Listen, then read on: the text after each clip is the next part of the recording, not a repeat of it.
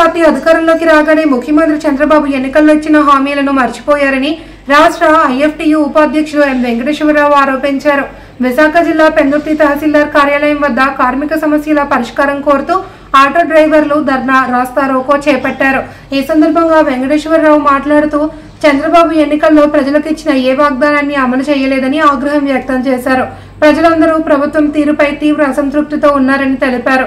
ఈ కార్యక్రమంలో నాయకులు తిరుపతిరావు, వెంకట్రావు, రూప, గీత పాల్గొన్నారు.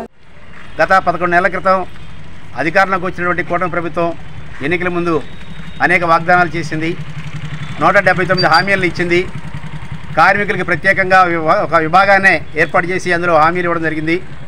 ముఖ్యంగా డ్రైవర్లకు సంబంధించి జీవో నెంబర్ 21 ఏదైతే పెనాల్టీలు పెద్ద ఎత్తున వేస్తున్నారో ఆ జీవో నెంబర్ 21ని రద్దు చేస్తారని చెప్పేసి హామీ ఇచ్చింది. అదేవిధంగా ప్రతి సంవత్సరం 15,000 రూపాయలు మరి ఉచితంగా ఇస్తారని చెప్పేసి అన్ని రకాల డ్రైవర్లకి ఇస్తారని వాగ్దానం చేసింది. అదేవిధంగా పిల్లలందరికీ విద్యా రుణాలని ఇప్పిస్తారని తెలియజేసింది. అదేవిధంగా సంక్షేమ బోర్డుని ఏర్పాటు చేస్తారని, హెల్త్ ఇన్సూరెన్స్ ఇస్తానని చెప్పింది.